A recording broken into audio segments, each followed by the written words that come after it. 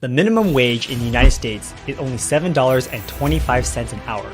So that may lead many of you to believe that it's impossible to become a millionaire with a low salary. But is it? It turns out there are around 22 million millionaires in the United States, which means that around 1 out of 15 people in the United States have a net worth of $1 million or more, many of whom have amassed great fortunes without high-paying jobs. Take the story of Ronald Read, for example. Ronald Read was born in a poor family of farmers and worked as a janitor and gas station attendant most of his life. And when he passed away, the community that he lived in was surprised to find out that he had a net worth of approximately $8 million upon his death. Hey, that's pretty good. And that he donated $5 million of that to his local hospital and library. So that brings about the big question. What do you do to become a millionaire? In this video, I'll be showing you how you can become a millionaire with 5 simple lessons, even if you aren't earning a lot from your full-time job. So the first lesson is to automate your savings. Have you ever had a goal of saving, but by the end of the month and after paying for all the bills, your gas, your meals and random expenses, you found that you just had nothing left? It's okay, it happens to everybody. But there's one really easy way to get around it, and that's by paying yourself first. Instead of spending for the month and trying to save what's left over, decide from the very beginning how much you want to save and automate it. Most employers allow you to split up your paychecks to go to different bank accounts. So if your goal is to save 10% of your income every month, then ask your employer to send 10% of your income to a separate high-yield savings account and then send the rest to your normal checking account where you spend on whatever you need to. Then, since you have already saved that 10% per month, you can spend the rest without feeling guilty. So whether you have a high salary or a low salary, you need to be able to save and invest to eventually become a millionaire. There are many people who have multiple 6-figure salaries but are still living paycheck to paycheck because they spend too much every single month. And speaking of investing, this leads to lesson number 2. Always be investing. Many people believe that investing is only for those who have a high salary, and this is simply not true. Investing has never been easier with the introduction of online brokerages such as Webull, who allow you to buy stocks through a mobile phone.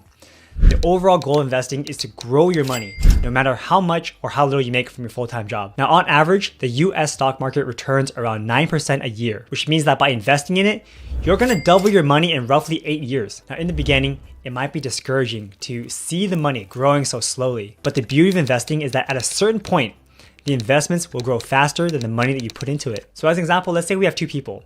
We have Albert and Barry, who invest in a fund that gives them 7% a year. Now, Albert invests early.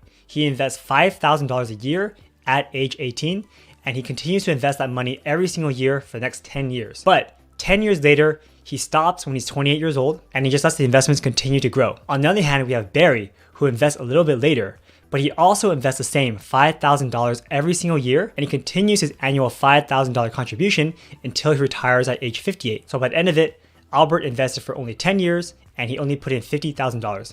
Whereas Barry has invested $150,000 over a 30-year time frame. So by the end of it, who do you think will have more money? Surprisingly, Albert has more money over time with $602,000, whereas Barry only has $540,000. So the point is, it pays to invest as early as possible. Albert Einstein once said, "Compound interest is the 8th wonder of the world.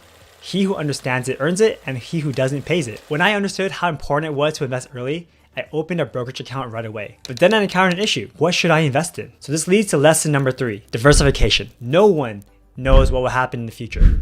And if they did, they would be trillionaires and they would win every single lottery. Since we don't know what will happen in the future, we need to be cautious with how we invest. Now, it may be tempting to put all of your investments into the most popular stock, but in reality, that's one of the worst things that you can do because you'll never know what will happen to a company over time, and any individual company can go bankrupt just like that. And so to easily diversify, we invest in index funds instead of individual stocks. With an index fund, you're investing in hundreds of individual companies at once. And by investing this way, the volatility goes down a lot, and the chance of an entire pool of stocks going down is much lower than the chance of an individual company going bankrupt. Plus, index funds give decent returns too. And besides stocks, we also hold a lot of real estate investments. And even within our real estate portfolio, we own properties in different markets and different property types.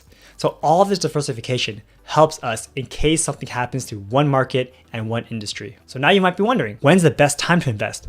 And that brings us to our 4th lesson. Don't try to time the market. Think about it. Is there a way to time the market so that you buy stocks at the lowest point and sell it at its absolute highest? And the answer is no. So instead of holding on and waiting for a market to crash, it's much better to just continuously invest over time. Trying to time the market and trying to day trade is a quick way to lose money. If you try to get into day trading, just note that you are competing with people who have gone to top tier colleges and people who spend their entire professional career trying to make a few percentages of gains per investment. You're also competing with these trained computer algorithms who can tell if a stock is a fraction of a penny cheaper than it should be. So if all of these people and all of this crazy technology are struggling just to find some margin, realistically, how good are you if you're not super trained? Millionaires don't try to become wealthy by just trying to time the market. They do so by diligently investing and doing the buy and hold strategy. So when you're investing, you'll encounter market crashes and bear markets, but you need to continue investing during those times because that's when you can buy assets for a much cheaper price. People who panic sell during a market downturn often don't buy back into the market until the market has already recovered and then miss the rise back up. As billionaire investor Warren Buffett says, when others are greedy, be fearful, but be fearful when others are greedy. Time in the market is more important than timing the market. And that brings us to lesson number 5. And the final lesson that you need to know is to understand the wealth formula. The wealth formula is simple to understand, but relatively difficult to practice if you're not used to it. And it simply says that to be wealthy, your passive income needs to be greater than your expenses. That's it. It's so simple, and yet so many people are spending money on things that actually take money away from their pocket instead of buying things that give them a good return over time. So to be truly wealthy, you need to buy assets instead of liabilities. An asset is something that puts money into your pocket. Think about the things that appreciate in value, such as stocks, bonds, real estate. Many of these investments actually give you passive income every single month, such as my rental properties and dividends from stocks. So if you focus on buying assets instead of liabilities, you will eventually become wealthy. Now, I know that achieving your first million with a low salary is tough and challenging, but if you're eager to take action, it is possible. Thanks so much for watching, guys, and I'll see you next time. Take care.